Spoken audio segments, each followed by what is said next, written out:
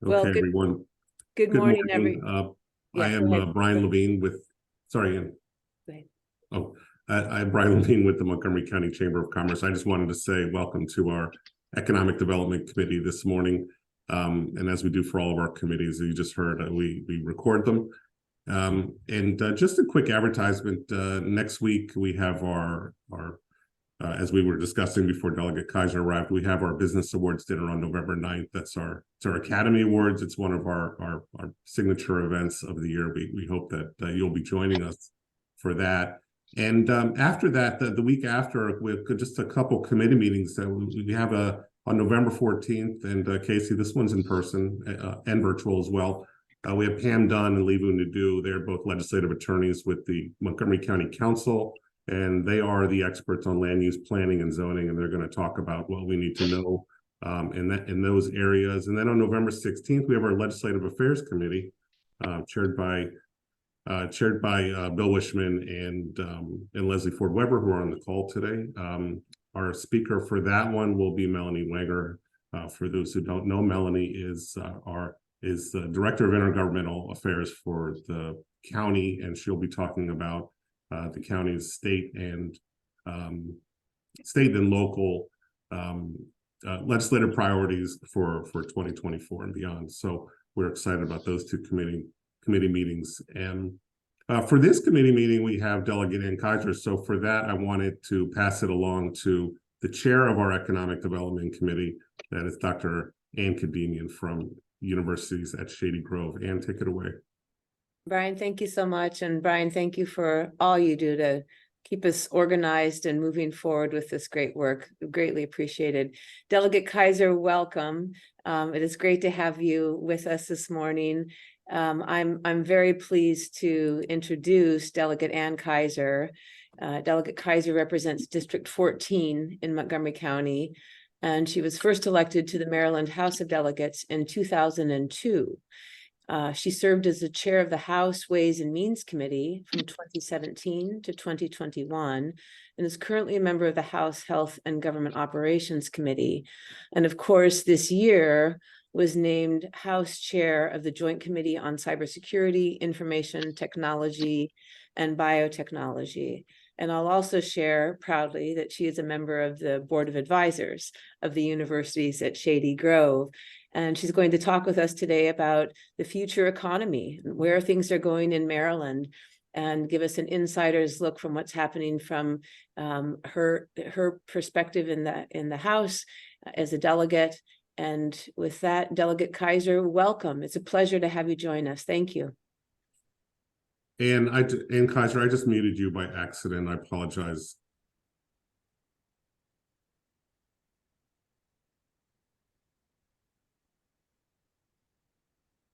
All right, can you hear me now? Yeah, my apologies. That was me. Sorry, Anne. No problem. All right, thank you all. I just arrived where I'm going, but I'll stay in my car because it's so much warmer than my office. So good morning to everyone. Thank you for allowing me a delay this morning. My daughter's preschool starts at the earliest at 8:30 in the morning, and my wife is out of town helping her sister with something. So I had to do that drop off. And for any of you with a 4-year-old or who remember having a 4-year-old, we got in the car, strapping in her seatbelt, and she said, "Mama, I have to go to the bathroom." I'm like, "Oh God, please. I'm already going to be a few minutes late." So here we are. So anyway, I've been listening to the greetings and the conversation and the whole Alexa discussion there for a while. Gigi, I say go with Alexa. Your privacy is already lost, so why don't you gain the benefits of having Alexa tell you what time it is, what the weather is, and of course, listen to WAMU or any other things. So I'm going to take your advice on that, Anne. Thank you. It's, again, I mean, it's a choice that we've certainly made in our family with all the pictures of our daughter posted everywhere so everyone can see her growing up, and that we've already figured out that that we don't care about some of the privacy issues, that we, counterbalance it with the benefits. Anyway, I want to thank you all. I want to thank Brian for inviting me, obviously, Gigi with the chamber. Thank you, Anne Kaiser. And it is a pleasure being on the USG board. The only thing I don't like is every time someone says Anne K this, Anne K that. I'm like, No, I didn't. What are you talking about? Anyway, so, but certainly a pleasure. And the only other person I see on my screen is Leslie Ford Weber, and a pleasure to see you as well. And hello to everyone else and anyone else I know. I will give a plug to one of the events Brian just mentioned by having Melanie Wenger, as he mentioned, for those who don't know her. Calling it her the head of the intergovernmental relations shop might not explain how she's the lobbyist essentially for the county executive and the county council with us in Annapolis. And from my perspective, and I think she's been there longer than I've been, certainly with the county, that I've always seen her as part of Team Montgomery, and she's a resource for those of us in the legislature with her expertise. And I would also tell you how unusual it is that a county lobbyist lobbies both for their executive and their council. That's an unusual position because sometimes she is split, or the office has to be split. So anyway, back to me being here today. I'm going to tell you a little bit about me, a little bit about the Joint Committee and its focus areas, and then touch on, time permitting, touch on some economic development or some business climate issues. And clearly, I welcome your thoughts. One of the things I like to tell people about the legislature, we are a part-time legislature. For example, I just pulled into my office building at the University of Maryland, where I am a clinical professor and work with our Institute for Public Leadership. And so almost all of my colleagues have other jobs.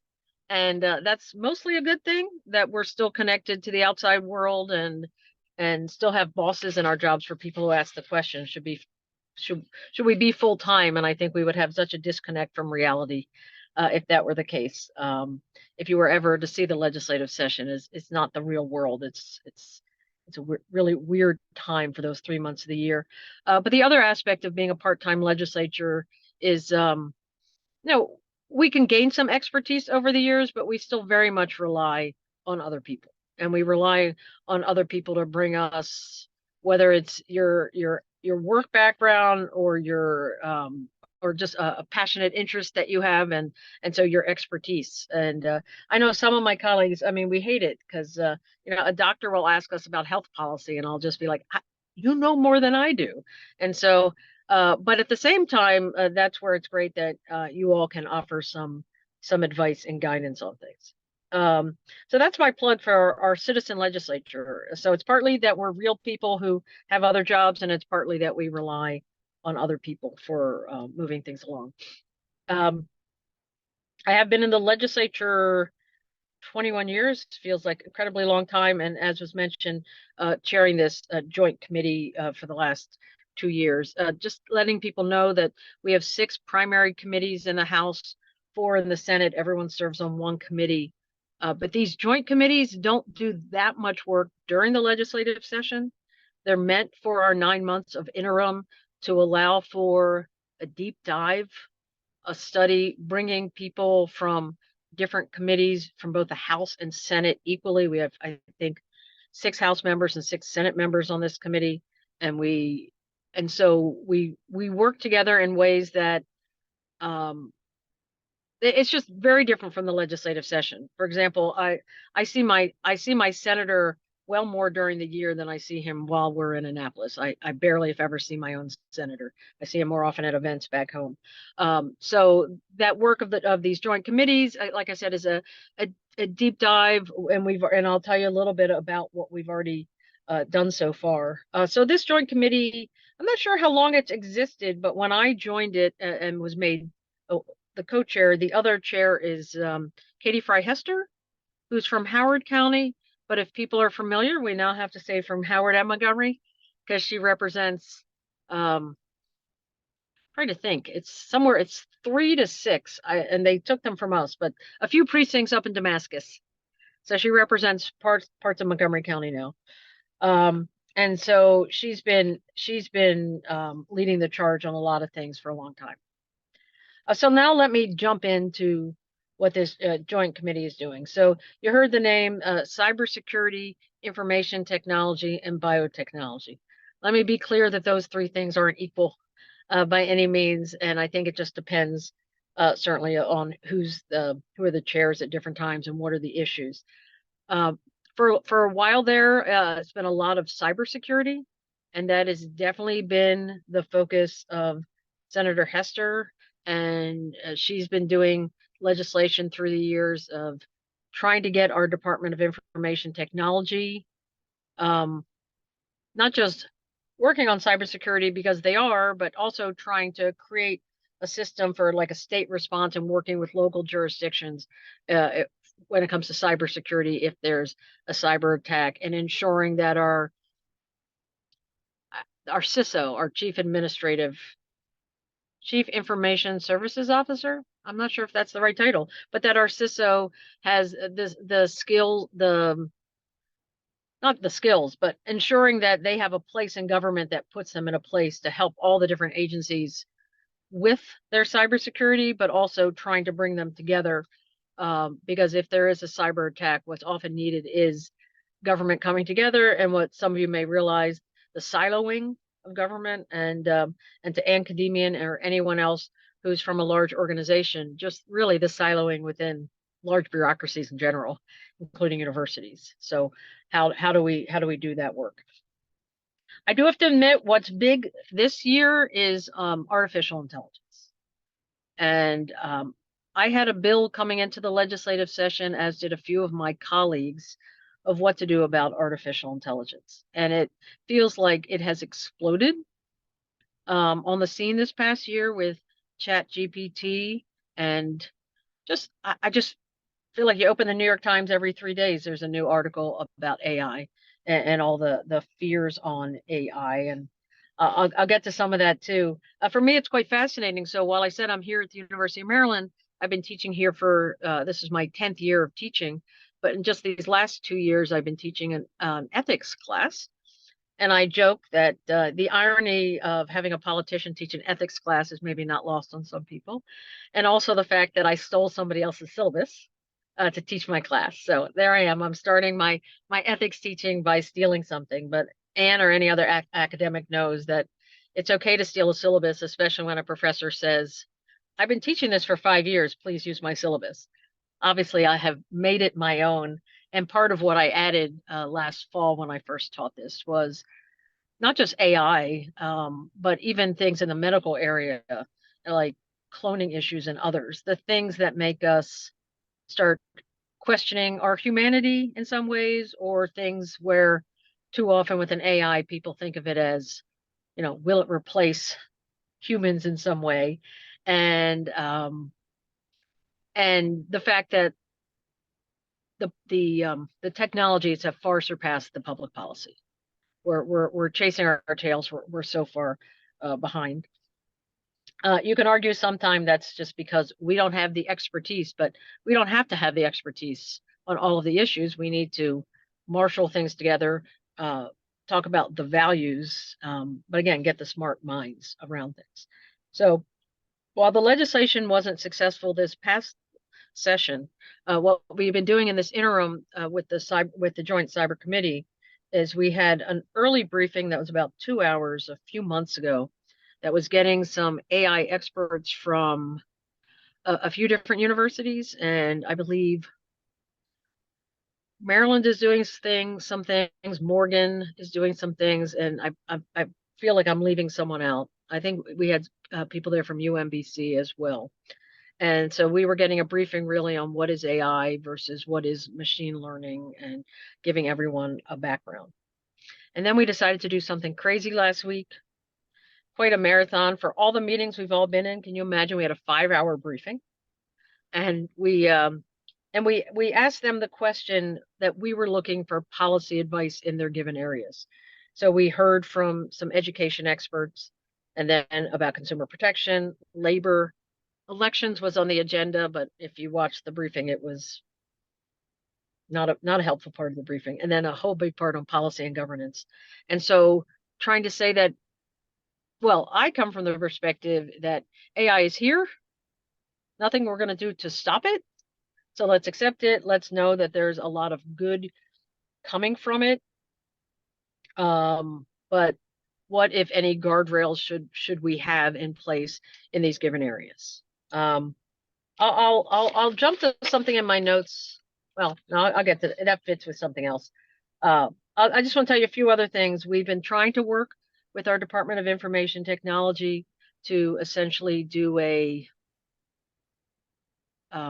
inventory in state government of where, if in any places, is AI being used, what type of analysis was done in terms of getting that technology, what, if any, biases exist. I think people understand with AI that when you have, let's just go with this simplest, most obvious case of like the facial recognition technology, and it's based on the biases that humans have who program it, then we can understand why there's some concerns. But how does it work with other in other policies?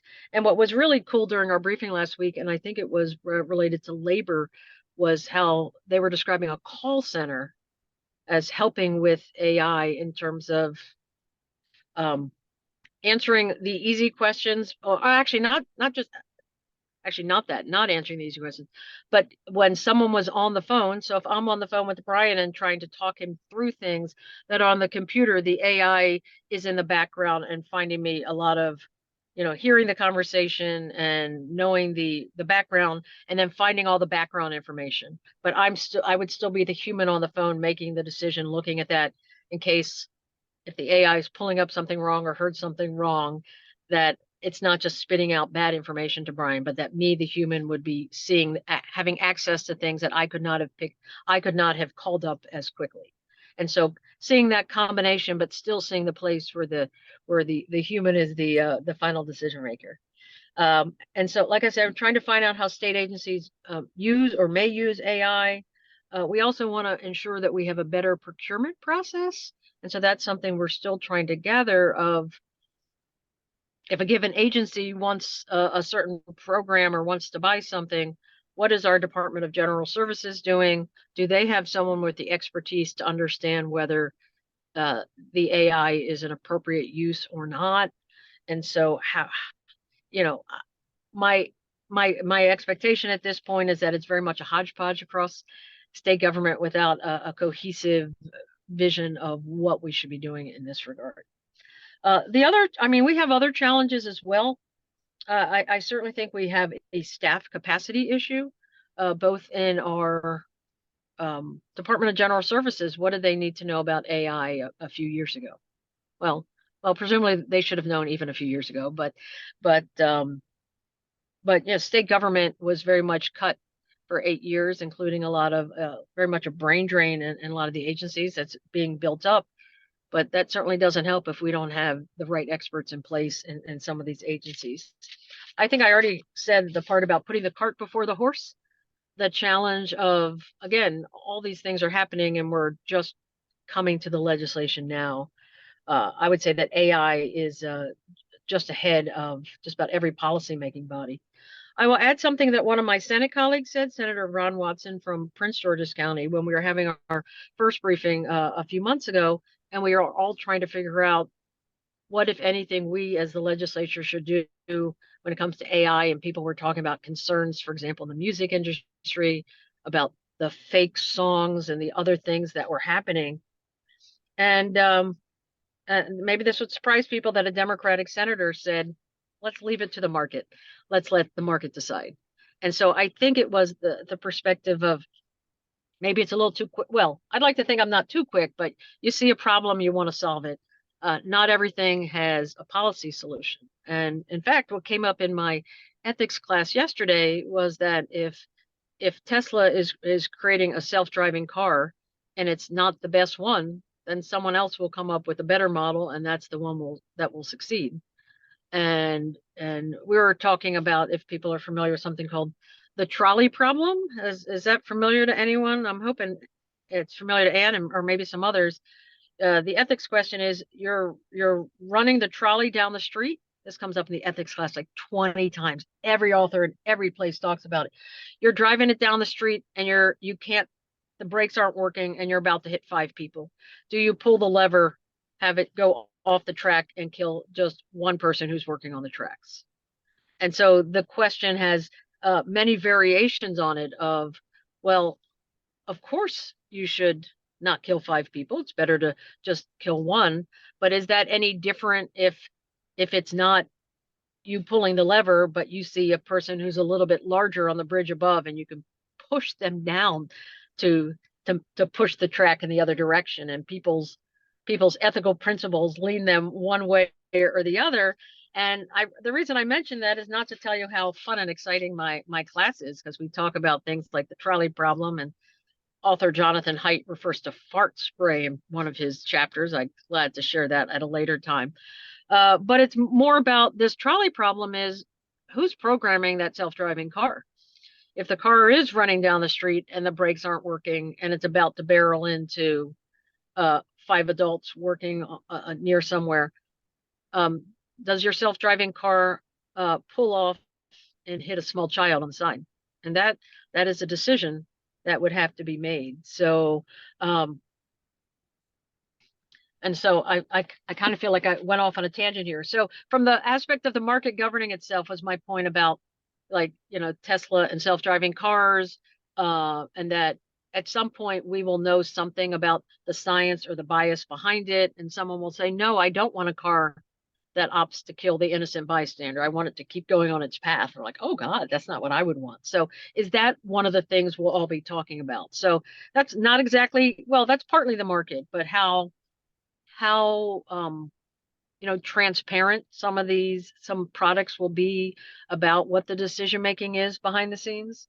So again, just back to Senator Watson about when it comes to the music industry, let's let the music industry people say what they need, and let's have other people from other industries say what's necessary. I think there's going to be a lot of AI within healthcare. Maybe that's something Leslie knows.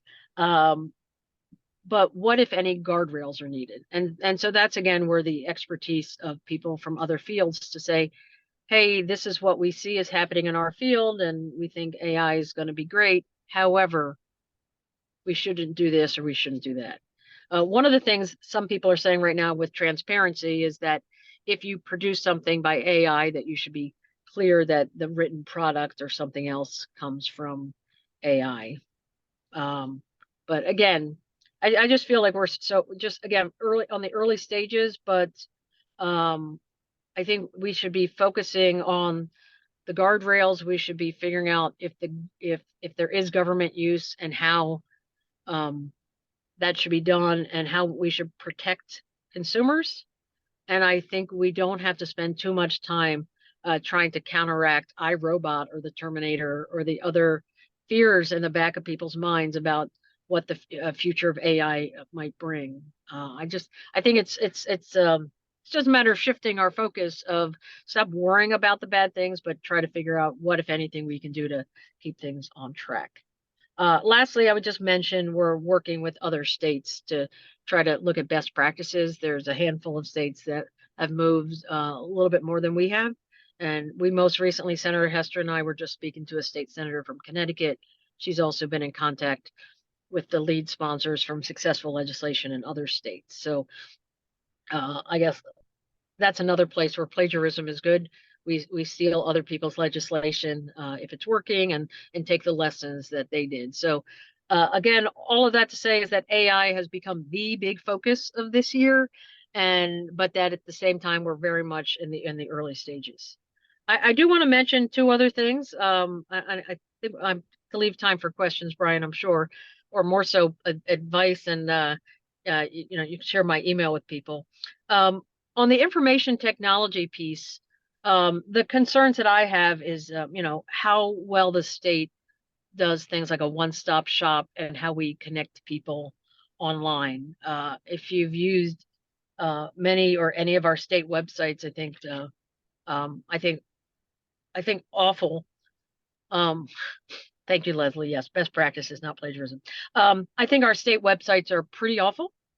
I particularly am annoyed that I go on certain sites, and I said to someone who was working at the Maryland State Department of Education as an assistant secretary that he was not on his department's website or even something called the Maryland Manual. I'm like, how are people supposed to find anybody? And why is that not a priority that we we have the right connections in place, because all of the wasted time that we all have when we call one person or another and they don't work there anymore, or it's just the wrong office and no one can help us out.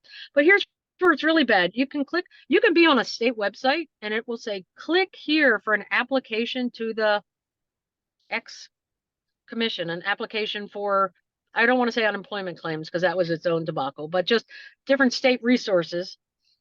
And then you click on the link that says, click here for the application. And then you get to a page with verbiage, and hard to know if there's even a link for the application somewhere on that page. And it's like, who designed this and how ridiculous it is. And so I don't think there's really any excuse for this. I'm not always convinced that the web designers ever deal with the customer service type people to say, is this working for people? We obviously have, not obviously, but we don't have enough connection between different agencies. So what I also find to be a huge problem is if someone in this state needs certain resources, whether it's related to health, food, people who have property tax questions at the State Department of Assessment and Taxation. I've done some work there creating an ombudsman.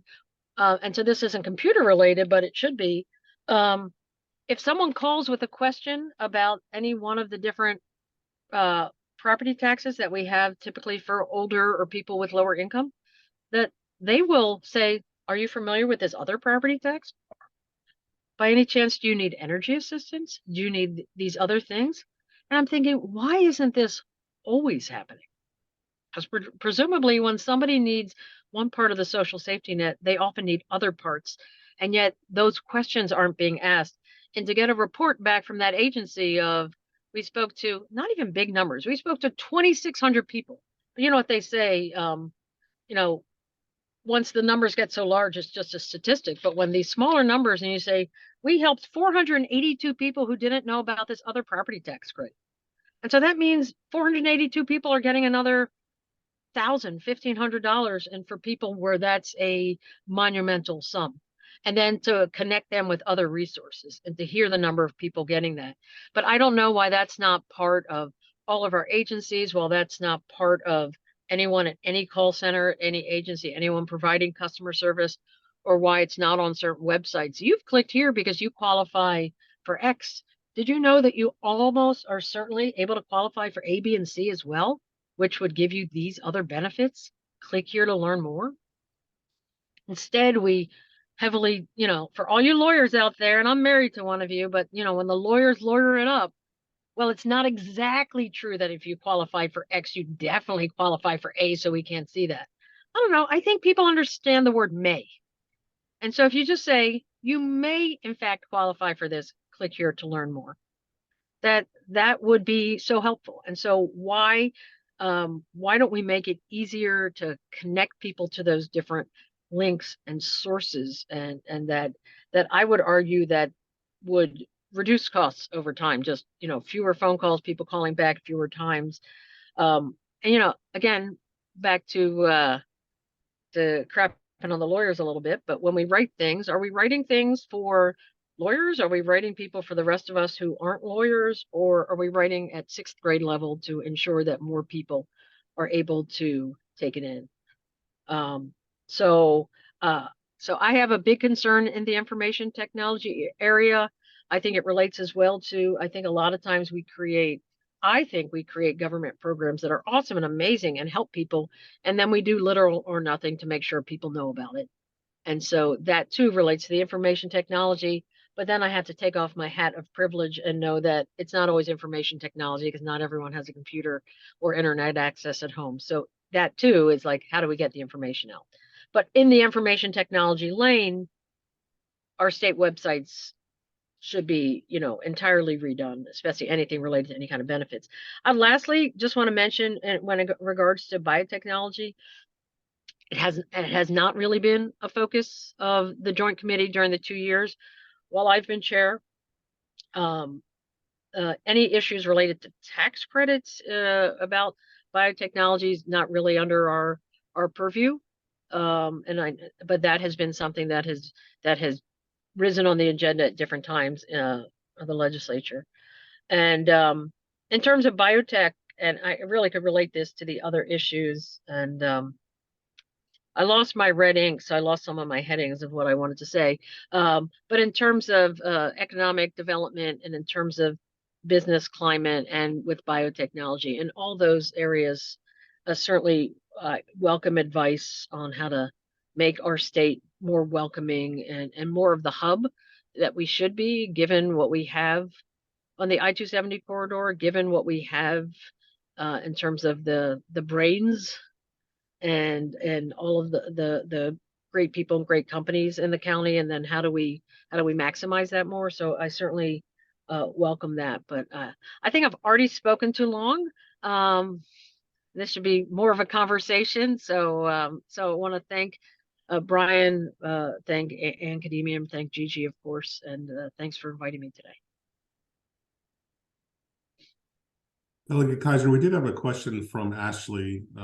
Ashley, I see you there on the screen. I'll read it and you can add any color you want to it. A basic question: what kind of AI-related legislation do you anticipate this year? I think specifically, and I would add on to that, you know, more of a comment. It must be an interesting conundrum, especially for this issue, to balance what the federal legislature is doing and what state legislatures can do on the AI issue. But Ashley's question is, what do we anticipate in the General Assembly in 2024? If anything. Okay, no, that's a great question. So I would say the first part is with AI and certain other issues, it would often be better if the federal government takes the lead, because states aren't equipped or the right place to do certain things, especially when we talk about some things slightly off to the side, but when we talk about like social media regulations for young kids, like what can Maryland do if we're the only state doing it? So some things are far better suited for the federal government, but they seem incapable of doing just about anything. You know, 3 weeks to take a speaker, and just how close the majorities are there, that I'm not sure what they will be doing. There is, I think, an AI Bill of Rights that's floating around there, and we're hoping that would happen. In terms of the state, I'd say two things. One, we on the Joint Committee are a little concerned that it's the sexy hot new issue of today, and that a lot of our colleagues are going to come in with things and not necessarily come in with things with all the right research. And so that's why we've tried to do so much, and we invited other members of the legislature to our briefing last week, and we're trying. And so we're expecting there to be a hodgepodge of things, but we'd like to, as the Joint Committee, say, hold up and make sure that the committees of jurisdiction that these bills go to, that they realize that someone's jumping on the train a little too quickly without maybe some of the background, which is why we've been trying to build up the background. So I think definitely anything related to this, like the inventory of state government, the procurement, maybe creating a commission, as other states have done, though other experts have said, you know, don't waste your time in a commission, but we think there may be some value of bringing smart people around the table to have some of these conversations. But in some ways, I'm hoping that in some of the policy areas that we don't move too far, because I think we'd be moving too fast. I don't think that the committees have enough understanding of some of the nuances, but I would still say expect to see a lot of it, just because, you know, everyone's reading the articles right now. But I express great caution at this point that we don't jump on any train about AI too quickly.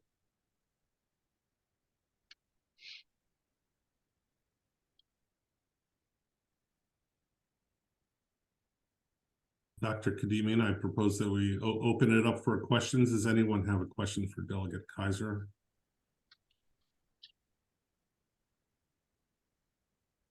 Must be one out there.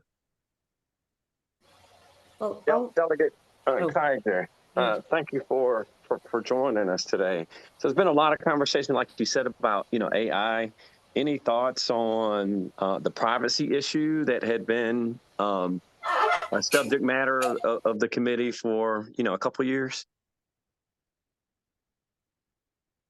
I mean, I mean, we're obviously concerned about privacy, and we're concerned about security, but again,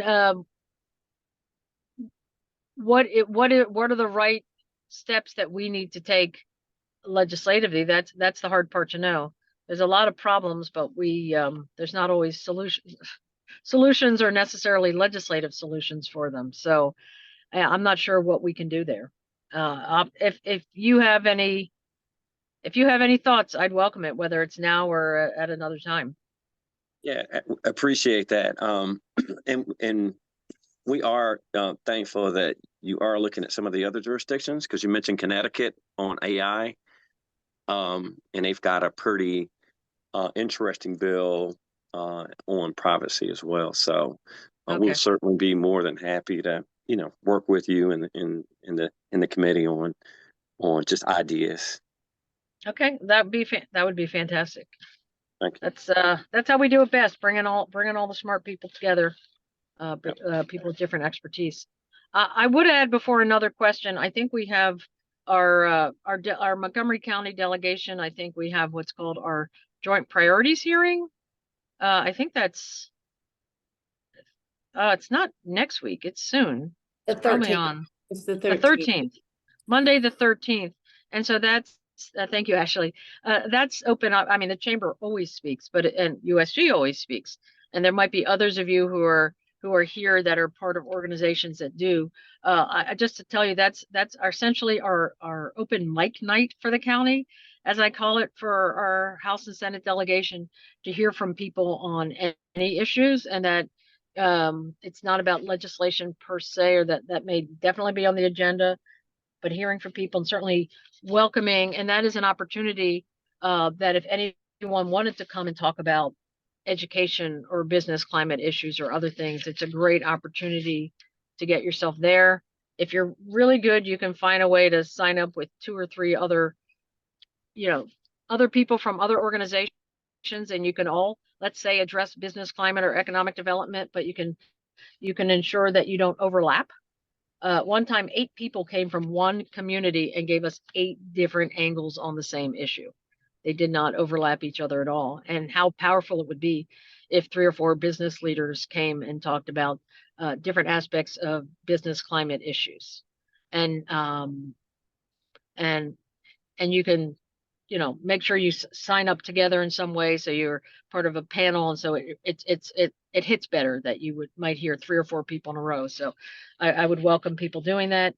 We do in our delegation have what's called an economic development subcommittee, and I love the job that Delegate Chi is doing as chair of that, because that committee, we have what's called local legislation. There's legislation every year that if it only impacts Montgomery County is basically the decider on it, and it generally gets what's called local courtesy in the legislature. But that's based on local bills, and those hearings are late November, early December. But what ends up being economic development is often related to alcohol laws. We're constantly changing the alcohol laws in small and tiny ways. But what Delegate Chi has done is she has added in, over these last few years of chairing the subcommittee for our county, of bringing in more briefings and conversations with business leaders, so we can have more of these conversations about what real business development or economic development looks like. So, I welcome you to look at our Montgomery County delegation. I think it's called MontgomeryCountyDelegation.com, that website, and you could see when some of those meetings. I don't know if there's briefings yet for this year, but again, I would recommend it. And Delegate Chi is on our Economic Matters Committee, so she is becoming a leader on some of those business issues as well. So she's doing a great job for our county there. Delegate Kaiser, I've got some questions. First, thank you. It was really exciting to hear you talk about both your teaching experience and how that's also kind of informing and being informed by your leadership in the House of Delegates. It's very interesting. I wonder, first of all, is the committee going to be taking up anything related to workforce development and AI and these technologies in terms of training or in terms of use by business and kind of skills development, that kind of thing? And then the other question I have is around your discussion about ethics and the value premise behind all this. We know that, and the recent executive order that President Biden issued yesterday focused a lot on the values and the biases that can inform the programming around AI. And I'm wondering how much of the committee's attention will be focused on some of these more value foundational questions. And would be really interesting to hear a business perspective on that, I think, as well, around the value premise behind AI and some of the programming issues. So workforce, and also this kind of broader discussion about the value premise for AI.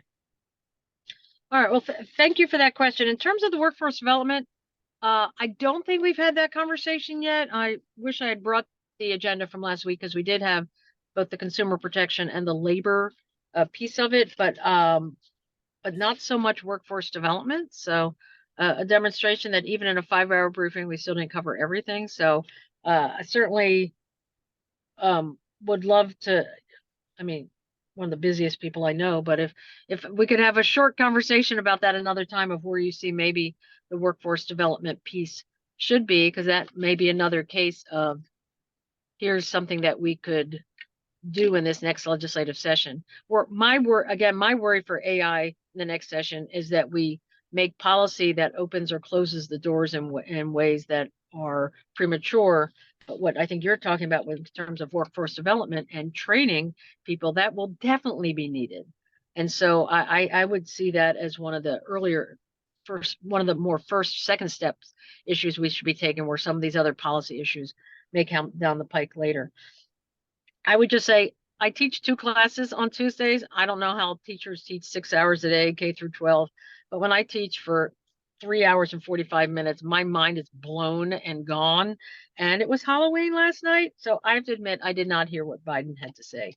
But for me, both from the perspective of good governance, and because I spend more time thinking about that now as a clinical professor, I think the values piece is so incredibly important.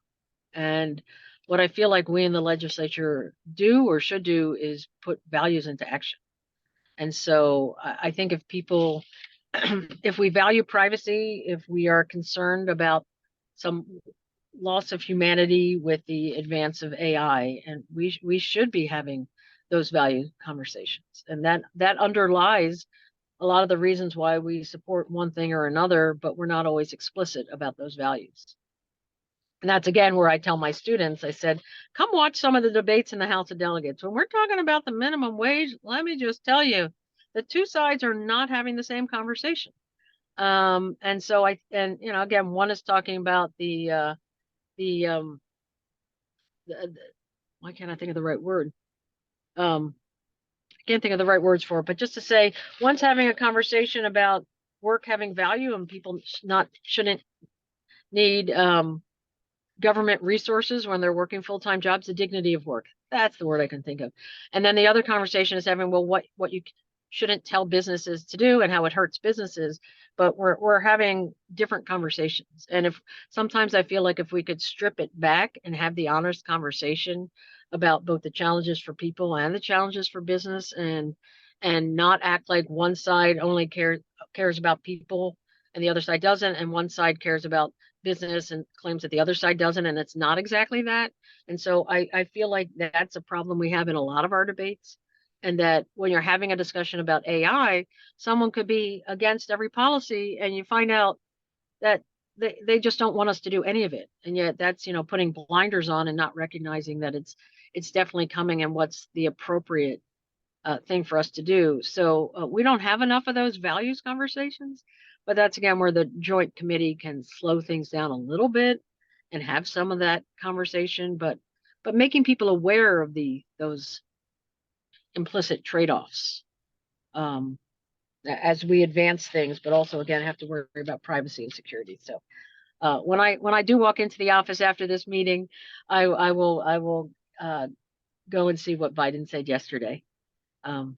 So I did miss it. An exciting day, knocking on doors last night. So little busier than usual.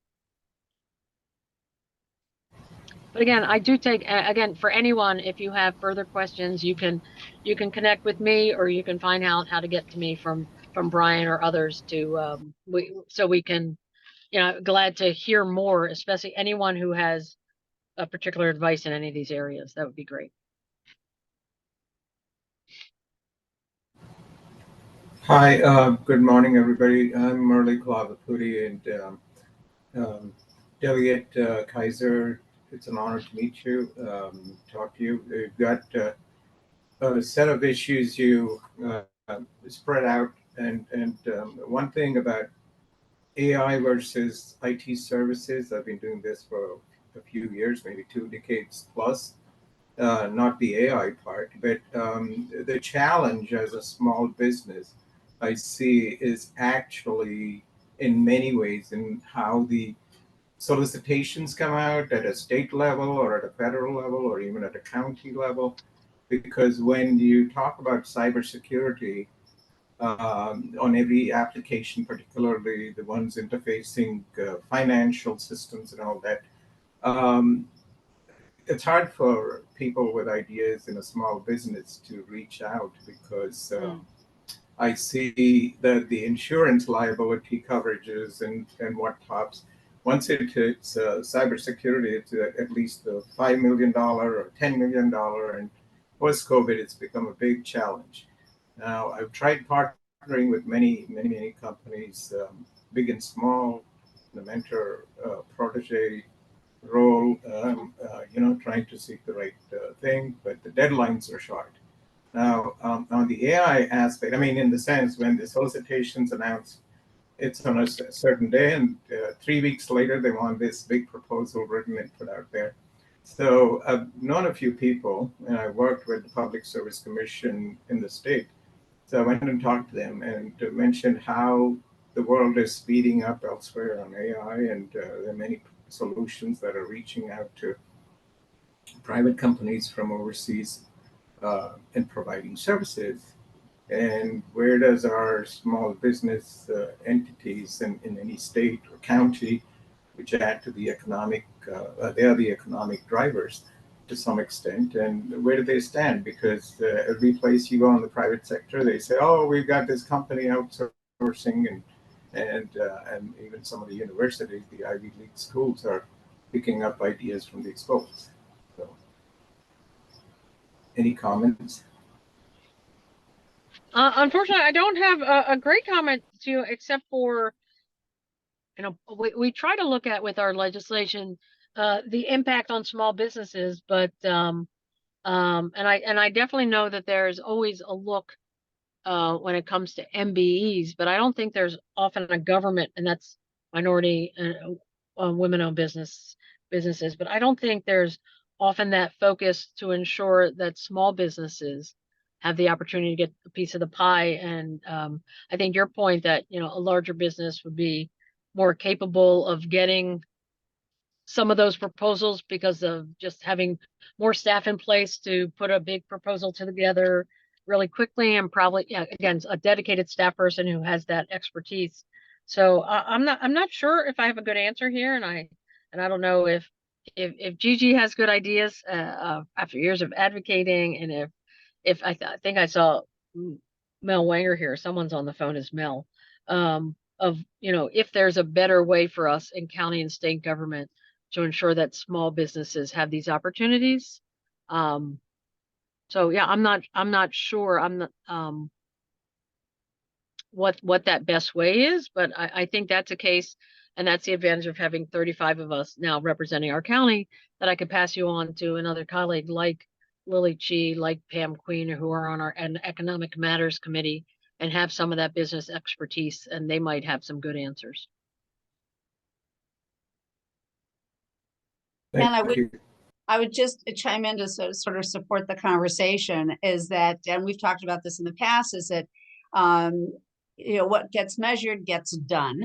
And if the state has as a priority to achieve certain goals in the area of giving small businesses an opportunity to participate, if they have goals and they're held to those goals, and there's an or else meet these goals for small business contracting, it's more likely that you'll have processes to support success in that area. And then we've also talked about in the past streamlining reporting and all of that. We've made some progress there, and there's always more room for improvement. So, you know, I think there's been progress, but there's more opportunity there. So it's something that and then also recognizing that small businesses, unlike big businesses that might have more, you know, can withstand longer payment cycles, small businesses really can't. So that's an issue we're addressing at the federal level, by the way, with the House and Senate Small Business Committee. And Senator Cardin's been a huge supporter, although his committee assignment just changed.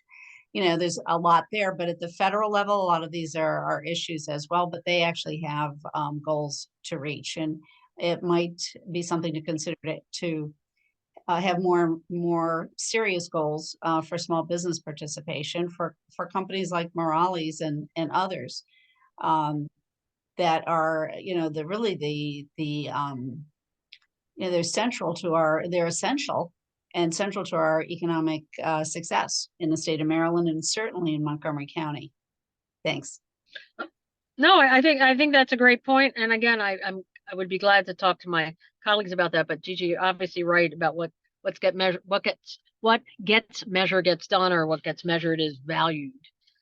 So, and then you're mentioning of the streamlining the requirements. And as you know, I've been mentioning that over the years that I'm coming here, that we have to keep doing that. But, you know, what are the specific ones, and what can we bring to different agencies and say, here's the 8 hoops you're making people jump through, you know, overlap, redundancies, and then things that no longer are requirements, and yet they're still part of the process, and all the ways that we should be making it easier. And then we have challenges between agencies when things are defined differently in different places.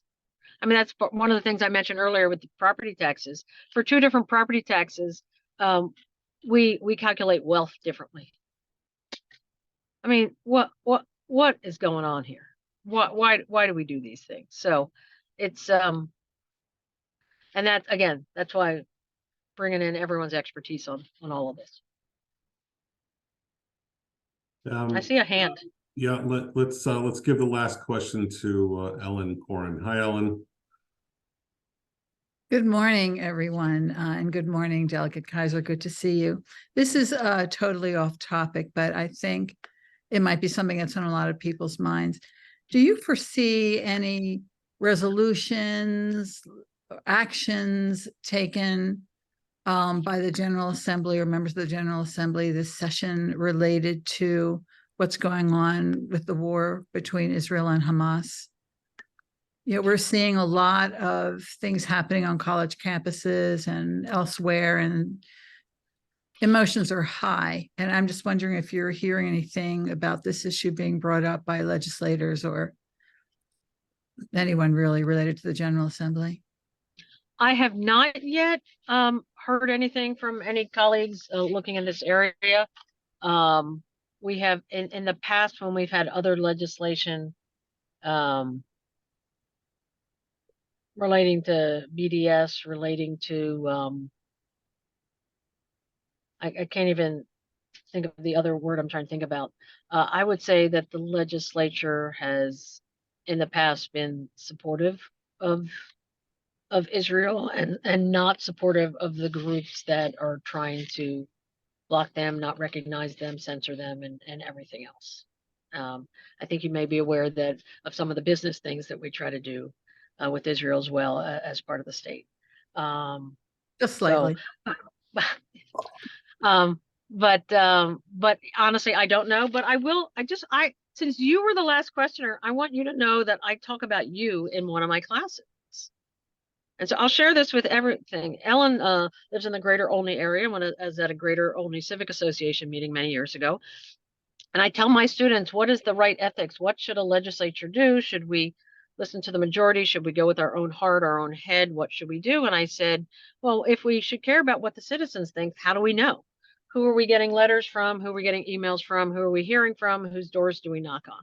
I said, there I was at a civic association meeting many years ago, and one single person was fighting 5 bullies verbally as they're having a conversation about, I never remember, I don't know what the issue was, Ellen, but it was you against 5 guys. And then in the end, a vote was taken and 80% of the room was with you. And Yes. so I remind my students that the loudest voices don't necessarily represent the majority. And so I tell that story in just about all my classes as just a sign of you don't always know where everyone stands. And just because you've heard from a few people, it doesn't mean that that's everybody. And so it was very instructive. The fact that I have no idea what the issue was that you all were talking about at the time doesn't even matter anymore, but just the idea that sometimes only one person is brave enough to speak up, but in fact, they represent the majority.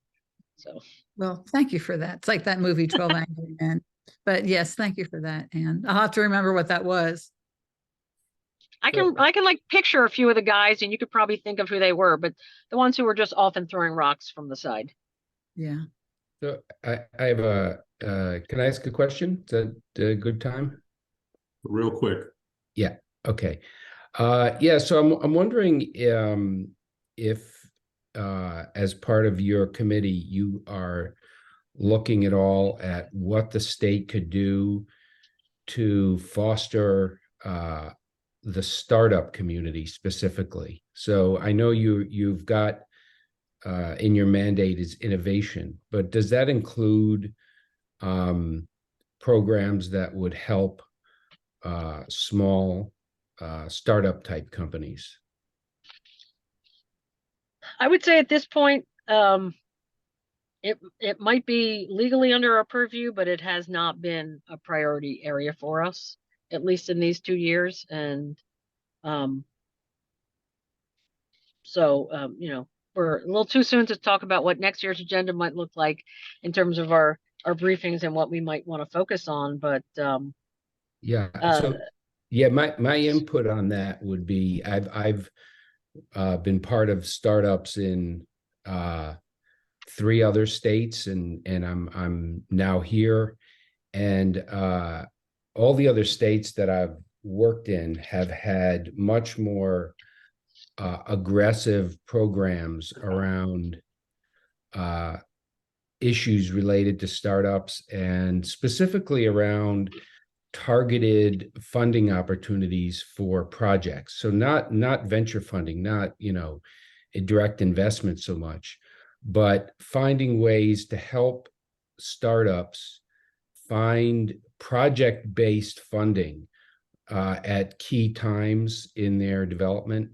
And honestly, so far, Maryland is the only state that I've worked in that hasn't had anything like that, and I'm a little surprised. Yeah, I don't know enough about that. Since you say that we're the only one, I would love to know from you what the best 1 or 2 states are doing in that regard, and maybe try to find you the right person within our delegation who's who might be working, who might have some similar interests as you do on that. And so to know what some of the best ones are doing, and to see what their legislation was that created it and what their programs are doing now, that would be helpful. Yeah, that would be great. I'd love. I mean, I would add 2 things, Larry.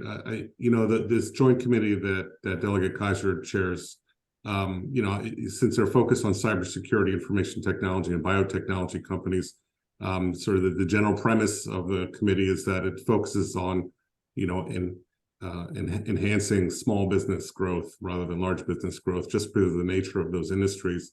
And also, I just have to give a shout out to Delegate Kaiser in the recent past, has been an integral player in ensuring that some of our tax credit programs and other incentive programs have a larger chunk of them that is dedicated to small businesses and startups rather than just large companies. So just some memories, Anne, of Delegate Kaiser of the recent past and things that you've been involved in. So I know it's been a focus for her and and the Ways and Means Committee when she chaired it. So sorry, just something that popped in my head. With that, Dr. Kademian, I think we've reached our time. Let me just start up and just say that Delegate Kaiser, appreciate you spending an hour with us. I know that Sure. Thank you. that you always have busy mornings. I can tell you, even when they're 8 years old, they put their butt in the car seat and then they have to go to the bathroom as soon as they sit down in the car. So it doesn't get better for many years, but that's just my 2 cents. But thank you for joining us. Thank you so much for spending so much time with us. And Sure. Thank you all. Yeah, I'll just add my thanks, Delegate Kaiser. This has been a great conversation. Really excited to see all the opportunities, even here in Montgomery County, around AI and cyber and biotechnology develop. I'll just give a shout out to the new Institute for Health Computing that's going to be starting in Montgomery County that brings together precision medicine and AI. And so some really exciting intersections across these, and a lot of industry interest, small business interest in this area as well. So thank you for your leadership in this area. It's a really exciting opportunity for Montgomery County. And thank you for being able to see this big picture and approach it the way you are. It's very wise and really appreciated. So thank you. Thank you. Yeah, I'd just like to chime in with my thanks too. You and I have known each other a long time, and you've done great work, and you bring that wait a minute mentality, which I think is important. I started my career working on the Hill for House Energy and Commerce Committee, and I think having that kind of instinct about let's just make sure we know what we're doing before we barrel ahead, particularly on really complex issues, and appreciating where it really ought to be a national or a federal issue. Yep, the House of Representatives has not acquitted itself in a way that instills confidence. On the other side of it is, though, we do have an administration, and not everything requires legislation. You can work with federal agencies on issues if they're important to the state of Maryland. Then I would just, chime in that we work with agencies. Our chamber does. We work with the U.S. Small Business Administration with the federal agencies, and we've got 19 of them right here in Montgomery County. So anyhow, you can make progress. One can make progress on policy issues, and not only requiring Congress to act. It takes an act of Congress, not always. Thank goodness for that. But the same may be true at the state level, just by asking questions. And so I know that, with your leadership, just raising a question with an agency, we might be able to make progress on things, not require always a bill to be passed. I'm just throwing that out there for as food for thought. But food for thought is something that we always end up getting a good helping of when we see you. And I'm grateful for that. And I'm also grateful for just, having been able to work with you over my career at the chamber. It's not only always interesting, but it's always fun. And I think that's important. Life's too short for it not to be both productive and also a pleasure. So I want to thank you for all. Thank you. So Brian. Well, thank you all again. Take care. All right, Thank you, Anne, we'll see everyone. you soon. Have a All great right. morning. See ya. Bye-bye.